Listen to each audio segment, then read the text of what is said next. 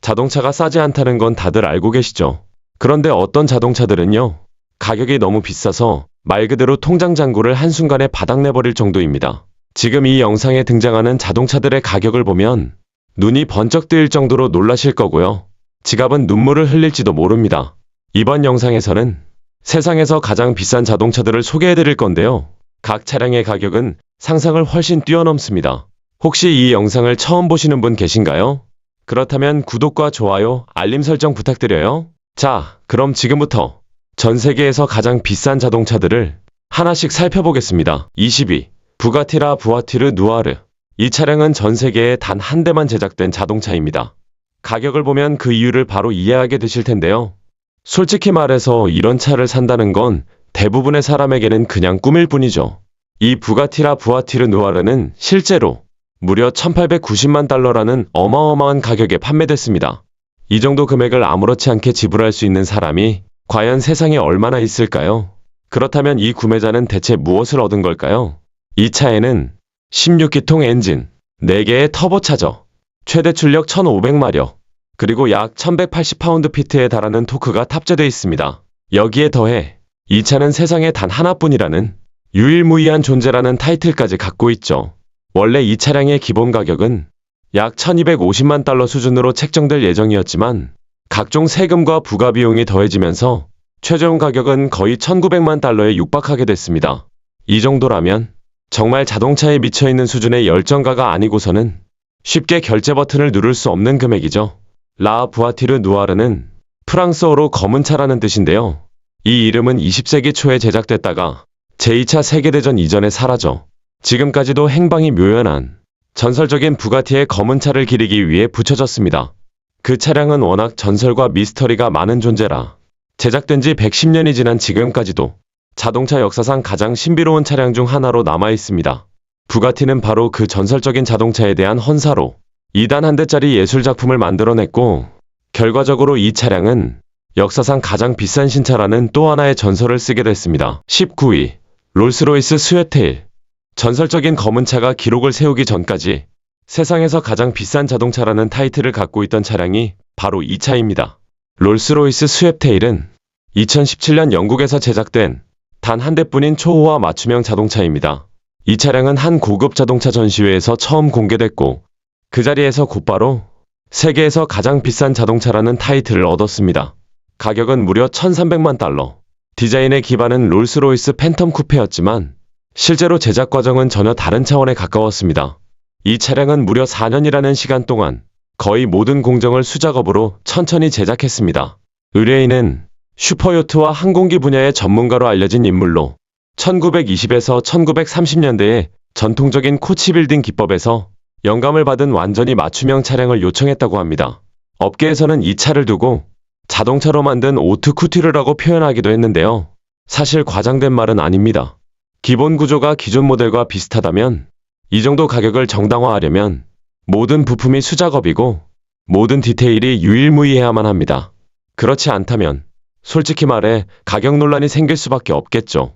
그럼에도 불구하고 이런 자동차에 이 정도 돈을 쓰는 사람은 과연 누구일까요?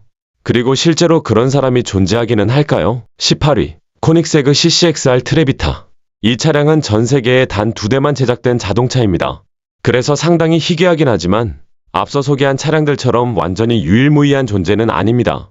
코닉세그라는 브랜드는 전 세계 자동차 애호가들 사이에서 완벽에 가까운 차체 마감과 기술력으로 높은 평가를 받고 있는 제조사인데요. 이 트레비타 모델에는 아주 특별한 카본 파이버 소재가 사용됐습니다. 기존의 검은색 카본 파이버가 아니라 빛을 반사하는 은빛 색상으로 변하는 특수 코팅 카본 파이버가 적용된 겁니다. 그래서 햇빛이 이 차에 닿으면 마치 다이아몬드처럼 반짝이는 효과가 나타나는데요. 이런 독특한 외관이 자동차 세계 어디에서도 보기 힘든 특징이라고 합니다. 이런 이유로 이 차량은 출시 당시 약 500만 달러라는 터무니없이 비싼 가격을 기록했습니다. 참고로 이 2대 중 한 대는 복서 출신의 유명인물 플로이드 메이웨더가 한동안 소유했던 차량이기도 합니다. 하지만 이후 이 차를 되팔았을 때는 약 260만 달러에 거래됐다고 하죠. 상당한 금액이긴 하지만 출시가와 비교하면 큰 폭의 감가가 이루어진 셈입니다. 이런 종류의 초고가 슈퍼카는 투자 목적과는 거리가 멀다는 걸 잘 보여주는 사례라고 할 수 있겠죠. 그렇다면 이 차는 겉모습 말고 어떤 성능을 갖고 있을까요? 이 차량에는 카본 리어 윙, 특수 배기 시스템, 카본 세라믹 브레이크와 ABS, 에어백, 타이어 공기압 모니터링 시스템, 유압식 리프트 시스템, 그리고 인포테인먼트 시스템까지 온갖 고급 사양이 빠짐없이 탑재되어 있습니다. 작은 차 한 대에 이렇게 많은 시스템이 들어가 있으니 비쌀 수밖에 없긴 하겠죠. 17위. 다이아몬드 30만 개가 박힌 메르세데스. 누가 이런 차를 소유하고 있을까요? 네, 예상하신 대로 사우디 왕족입니다. 정말 놀랍지도 않죠. 이 차량은 엄밀히 말하면 세상에서 가장 비싼 자동차는 아닙니다. 아까 제목이 조금 과장됐다고 정정해야겠네요. 하지만 내부에 들어간 장식만 놓고 보면 가장 값비싼 요소들로 채워진 자동차 중 하나임은 분명합니다. 이 메르세데스는 사우디 왕자 알왈리드 빈 탈랄 빈 압두라지즈가 소유한 차량으로 굉장히 검소한 성향의 인물로 알려져 있습니다.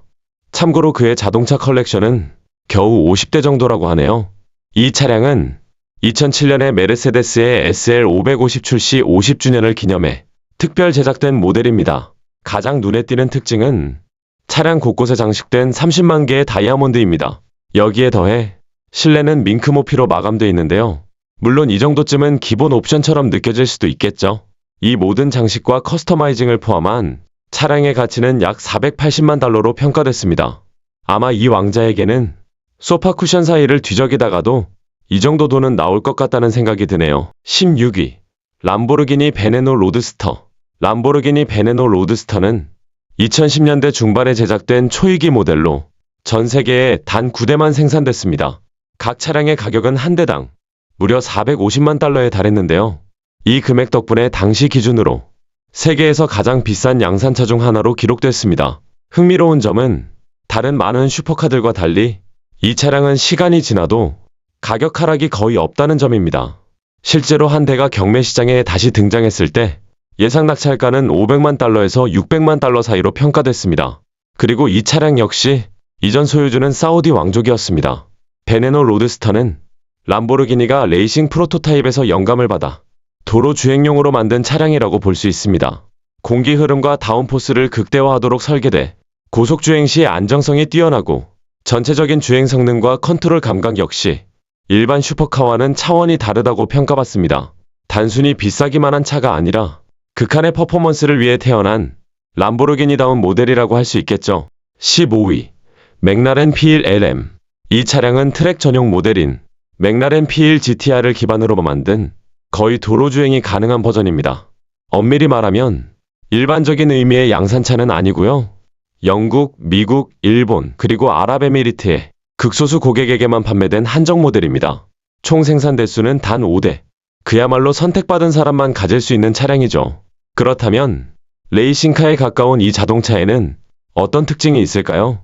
일단 이 차는 잘못 다루면 아주 순식간에 위험해질 수 있고 운이 좋다 해도 과속딱지와 벌점의 단골 손님이 되기 딱 좋은 성능을 갖고 있습니다. 속도는 이 차량의 존재 이유 그 자체라고 할 수 있는데요. 실제로 실버스톤 서킷에서 진행된 기록 측정에서 이 차는 58.24초라는 랩타임을 기록했습니다. 이는 라페라리와 포르쉐 918 스파이더 같은 최고 수준의 하이퍼카들보다도 조금 더 빠른 기록이었습니다. 서킷에서는 이런 성능이 필요하겠지만 현실에서는 어떨까요? 매일의 대부분을 막히는 고속도로에서 보내는 상황에서 이 정도 성능이 과연 얼마나 쓸모가 있을지는 한 번쯤 생각해볼 문제일지도 모르겠습니다. 14위. 라이칸 하이퍼스포트. 어떤 슈퍼카들은 성능을 위해 만들어지고 또 어떤 슈퍼카들은 보기 좋게, 아니 아주 눈부시게 보이기 위해 만들어집니다. 라이칸 하이퍼스포트는 바로 후자에 가까운 차량입니다. 이 차는 세상에서 가장 비싼 자동차 중 하나인데요. 그 이유는 외관과 실내에 사용된 각종 귀금속 장식 때문입니다. 자동차라면 당연히 실내도 중요하겠죠. 이 차량의 내부는 플래티넘, 금, 은으로 장식돼 있고 여기에 다이아몬드까지 아낌없이 사용됐습니다. 게다가 다이아몬드는 실내에만 숨겨져 있는 게 아니라 차량 외부 곳곳에도 장식돼 있습니다. 헤드라이트의 LED 부분에도 다이아몬드가 들어가 있고 차 전체가 마치 보석으로 덮인 것처럼 보이도록 설계됐습니다. 말 그대로 보석을 차에 덕지덕지 붙여놓은 느낌이라고 해도 과언이 아닙니다. 이렇게 말도 안 되게 비싸진 또 하나의 이유는 제작 대수입니다.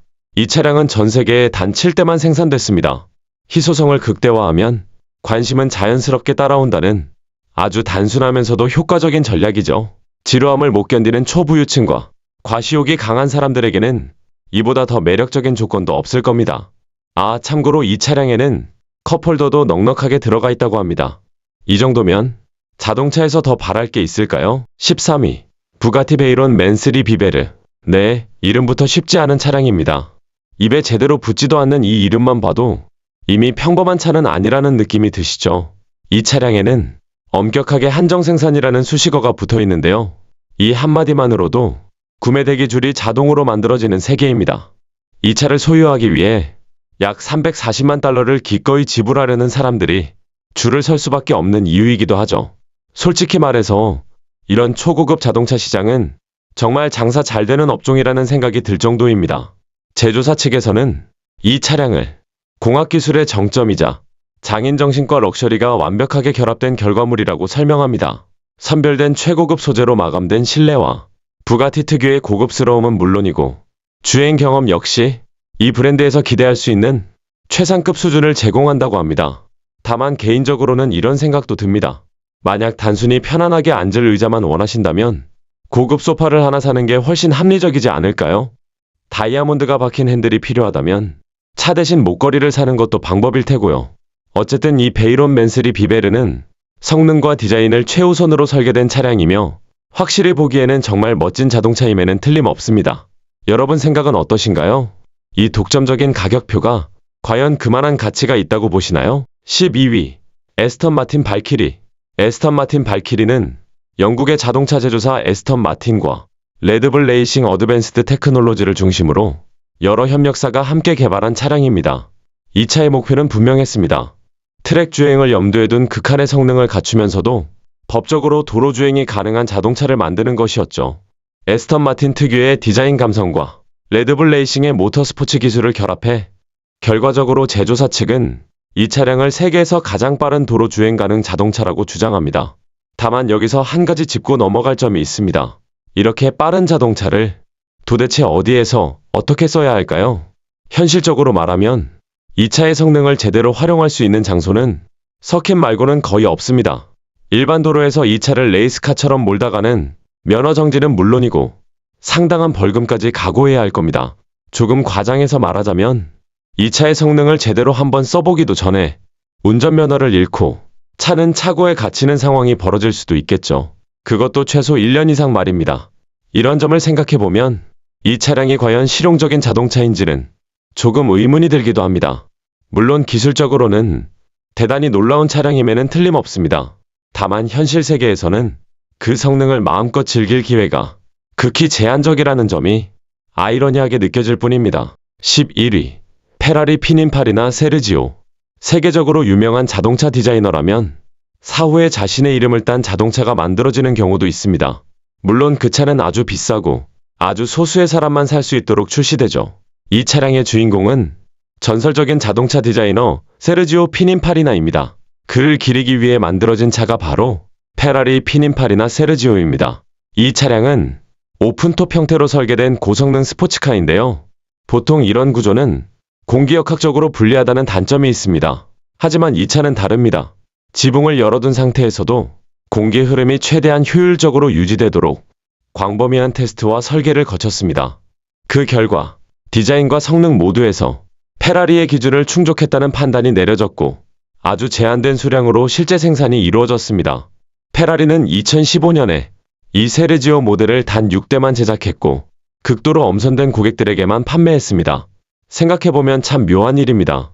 선택받았다는 이유만으로 페라리에게 300만 달러를 지불할 수 있는 기회를 얻는다는 것 자체가 말이죠. 과연 어떤 삶을 살면 이런 전화를 받을 수 있는 걸까요? 한 번쯤은 궁금해집니다. 12. 파가니 우아이아 BC. 파가니지 이후에 등장한 모델이 바로 파가니 우아이아 BC입니다. 이 차량은 이탈리아의 자동차 제조사 파가니가 설계하고 제작한 초고성능 스포츠카로 이름은 바람의 신에서 따왔다고 알려져 있습니다. 그래서인지 이 차는 소위 말하는 하이퍼카로 분류되는데요. 일반적인 슈퍼카의 기준을 훌쩍 넘어서 성능과 기술 면에서 한 단계 더 위로 올라간 차량이라고 보시면 됩니다. 파가니 우아이아 BC는 2012년부터 한정 생산이 시작됐고 총 생산 대수는 100대로 제한됐습니다. 그리고 2015년이 되기 전에 이미 전량 판매가 완료됐죠. 이 차량의 핵심은 속도와 성능입니다. 6.0L 트윈 터보 V12 엔진이 탑재되어 있고 파가니 브랜드 특유의 정교한 마감과 기술적 요소들이 곳곳에 적용되어 있습니다. 남아있는 차량이 있다면 약 280만 달러라는 결코 싸지 않은 가격에 구매할 수 있겠지만 현실적으로는 이미 모두 주인이 정해진 상태입니다. 9위, 페라리 F60 아메리카. 페라리 F60 아메리카는 페라리 F12 베를리네타를 기반으로 제작된 모델입니다. 이 차량은 1967년에 출시된 전설적인 모델 275 GTS4 나르트를 디자인적으로 계승해 만들어졌고 클래식 페라리의 감성과 현대적인 슈퍼카 성능을 함께 담아낸 것이 특징입니다.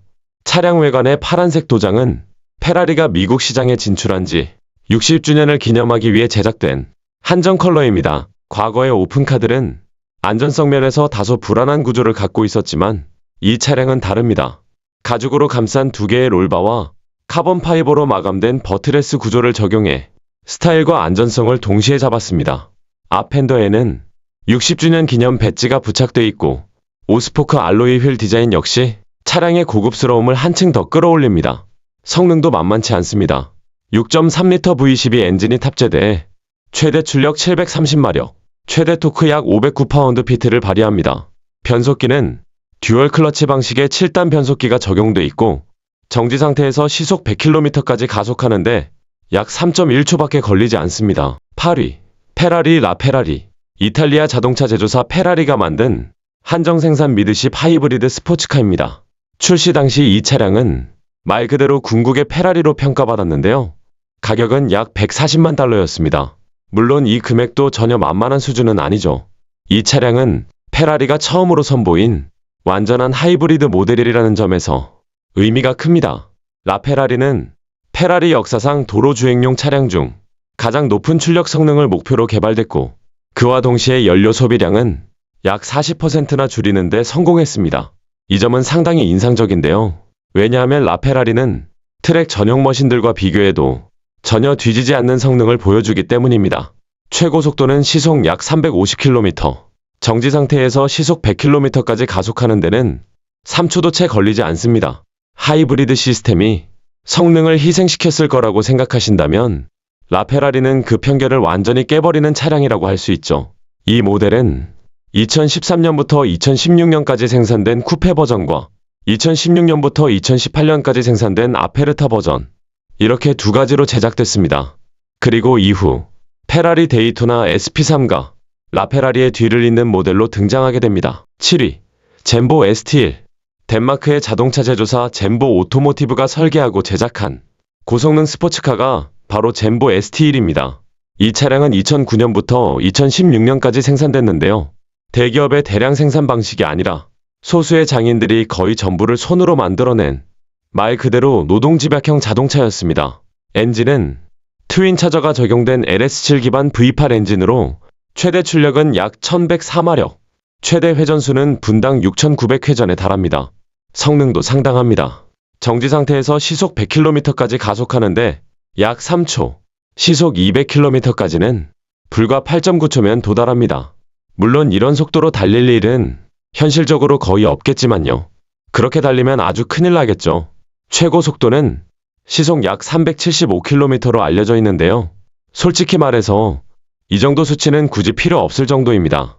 그렇다면 이 차량에는 어떤 고급 사양들이 들어가 있을까요? 요즘 기준으로 보면 다소 놀라울 수도 있지만 이 차에는 스마트 키, 내비게이션, 전동 조절 가죽 레이싱 시트 같은 미래적인 기능들도 탑재되어 있습니다. 마치 시간의 균열을 뚫고 미래의 자동차를 미리 본 것 같은 느낌이죠. 6위, 맥라렌 엘바. 자, 지금까지 소개한 초고가 차량들 재미있게 보고 계신가요? 부유층과 유명인사들의 차고 안에서는 정말 상상도 못할 일들이 벌어지고 있습니다. 이번에는 비교적 최근에 등장한 최신 초고가 슈퍼카를 소개해드릴 차례입니다. 안전벨트 단단히 매세요. 속도가 상당한 차량이니까요. 2021년에 공개된 맥라렌 엘바는 하이퍼 로드스터로 분류되는 모델입니다. 이제는 이런 장르도 생긴 모양이네요. 이 차량의 가장 큰 특징은 앞유리가 없다는 점입니다. 처음 들으면 이게 말이 되나 싶은 생각이 드실 수도 있겠죠. 하지만 맥라렌은 이게 비용 절감 때문이 아니라 완전히 새로운 기술을 적용한 결과라고 설명합니다. 맥라렌 엘바에는 AAM, 즉 액티브 에어 매니지먼트 시스템이 적용돼 있습니다. 차량 앞부분에서 공기를 빨아들인 뒤 약 130도 방향으로 꺾어 운전자 머리 위로 공기를 흘려보내는 구조입니다. 이 공기 흐름이 마치 보이지 않는 유리막처럼 작용해 바람을 막아주는 역할을 한다는 것이죠. 말 그대로 가상 압유리인 셈입니다. 이 차량의 핵심은 공기역학입니다. 맥라렌은 기존의 디자인 한계를 넘어 완전히 새로운 형태의 현대적인 하이퍼카를 만들어냈습니다. 5위, 벤틀리 바칼라. 벤틀리 바칼라는 일상용 자동차라고 보기는 어렵습니다. 마트에 잠깐 장 보러 가기엔 전혀 어울리지 않는 차죠. 지붕도 없고 비나 바람을 막아줄 장치도 거의 없으며 짐을 실을 공간도 사실상 없습니다. 하지만 속도와 주행 감각을 중시하는 분들에게는 바칼라가 거의 비교 대상이 없는 드라이빙 경험을 제공합니다. 요즘 초고급 고성능 자동차 업계에서는 지붕이 없는 디자인이 하나의 유행처럼 번지고 있는데요. 벤틀리 바칼라도 그 흐름을 그대로 따르고 있습니다. 바람을 그대로 맞으며 달리는 감각을 최대한 강조한 차량이라고 보시면 됩니다. 제조사 측 설명에 따르면 지붕은 오히려 공기역학 성능을 방해하는 요소가 됐고 기술이 발전하면서 지붕 없이도 충분한 강성과 성능을 확보할 수 있게 됐다는 겁니다. 벤틀리 바칼라는 단 12대만 생산되는 초희기 모델로 놀랍게도 모든 차량이 제작되기도 전에 이미 판매가 완료됐습니다. 이게 바로 희소성을 만드는 방식이겠죠. 참고로 벤틀리는 자사 차량 이름을 세계 곳곳의 인상적인 지형이나 장소에서 따오는 전통이 있는데요. 바칼라라는 이름은 멕시코 유카탄 반도에 위치한 라구나 바칼라라는 아름다운 호수에서 유래했습니다. 4위, 부가티 볼리드. 부가티는 이 차량의 이름을 프랑스 소고에서 따왔다고 합니다. 아주 빠른 차를 뜻하는 말인데요. 이름부터 성격이 분명하죠. 부가티 볼리드는 너무 빠른 나머지 일반 도로 주행이 불가능한 차량입니다. 즉, 이 차는 오직 서킷에서만 탈 수 있는 트랙 전용 머신입니다. 이 말은 곧 구매할 수 있는 사람이 자연스럽게 제한된다는 뜻이기도 하죠. 개인 소유 레이싱 서킷을 가진 사람이 과연 얼마나 있을까요? 이 차량은 극단적인 경량화와 최고 속도를 목표로 설계됐습니다. 개선된 8.0L 16기통 엔진이 탑재되어 있고 최고 속도는 시속 480km 이상에 도달할 수 있다고 알려져 있습니다. 이 차가 도로 주행용이 아닌 가장 큰 이유는 에어백 같은 필수 안전장비가 없기 때문입니다. 대신 서킷 주행에 필요한 레이싱 하네스 같은 장비는 갖추고 있습니다. 부가티 볼리드의 개발 철학은 단순합니다. 무게는 최대한 줄이고 공기역학 성능은 극한까지 끌어올리는 것. 차체는 초경량 카본 파이버와 티타늄 합금으로 제작됐고 전체 무게는 약 1225kg 정도입니다. 3위, 부가티 디보. 또 하나의 부가티입니다. 이쯤 되면 부가티가 초고가 하이퍼카 시장을 거의 장악하고 있다는 느낌도 드시죠? 부가티 디보는 전설적인 부가티 타입 57SC 애틀랜틱과 부가티 비전 그란 투리스모에서 디자인과 철학적 영감을 받아 탄생한 모델입니다. 이 차량의 핵심 목표는 명확하게 서킷 성능이었습니다. 럭셔리보다는 주행 성능과 공기역학에 초점을 맞춘 차량이죠. 부가티 디보의 최고 속도는 시속 약 380km로 알려져 있고 최대 속도 구간에서는 약 725kg에 달하는 다운포스를 만들어냅니다. 기본 구조는 부가티 시론과 많은 부분을 공유하지만 디보는 실내의 화려함을 일부 포기하는 대신 차체를 더 가볍게 만들고 공기역학 성능을 대폭 강화했습니다. 그 결과 디보는 순수한 레이싱 머신에 가까운 성격을 갖게 됐고 운전 자체에 집중한 차량으로 완성됐습니다. 이 모델은 총 40대만 생산되는 한정 차량이었는데요. 놀랍게도 정식 공개되기도 전에 모든 차량이 이미 판매를 완료했습니다. 2위, 메르세데스 마이바흐 엑셀레로. 다시 한번 단 한 대만 존재하는 원오프 콘셉트카의 세계로 돌아옵니다. 이런 차량들은 언제나 상상을 초월하는 가격을 자랑하죠. 마이바흐 엑셀레로는 독일의 스톨라가 다임러 크라이슬러와 협력해 제작한 고성능 스포츠카입니다. 이 차량은 2005년 베를린에서 열린 자동차 전시회에서 처음 공개됐는데요. 처음 모습을 봤을 때 많은 사람들이 한 가지를 떠올렸습니다. 이거 배트모빌 닮은 거 아닌가? 엑셀레로는 당시 존재하던 마이바흐 브랜드의 트윈 터보 V12 엔진을 탑재했고 강력한 성능을 자랑했습니다. 최고 속도는 시속 약 350km, 정지 상태에서 시속 100km까지 가속하는 데는 약 4.4초가 걸립니다. 하지만 이 차의 진짜 가치는 단순한 성능보다는 외관과 분위기에 있습니다. 외관은 물론이고 실내 역시 매우 독특하게 꾸며졌는데요. 검정과 붉은색 가죽을 조합한 인테리어에 카본 파이버와 알루미늄 소재가 더해져 어둡고 강렬한 분위기를 만들어냅니다.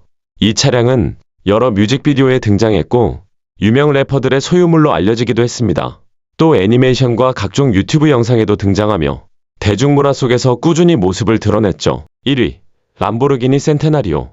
이탈리아 자동차 제조사 람보르기니는 2016년 3월 3일 제네바 모터쇼에서 센테나리오를 처음 공개했습니다. 이 차량은 람보르기니 창립자 페루치오 람보르기니의 탄생 100주년을 기념하기 위해 만들어진 모델입니다.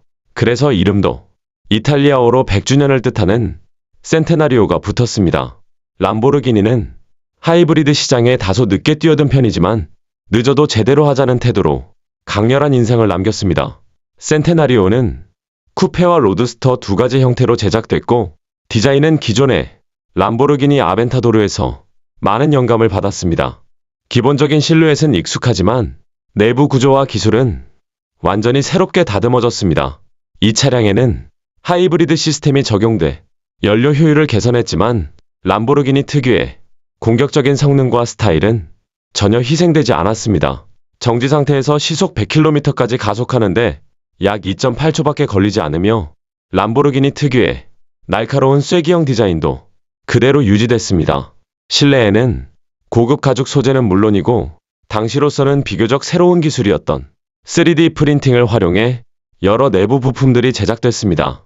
생산 대수 역시 극도로 제한됐습니다. 쿠페는 63대, 로드스터는 20대 미만만 제작됐고 공개 당시 이미 모든 차량이 전량 판매 완료된 상태였습니다. 그래서 지금 이 차를 사려고 해도 방법은 없습니다. 이미 모두 주인이 정해졌기 때문이죠.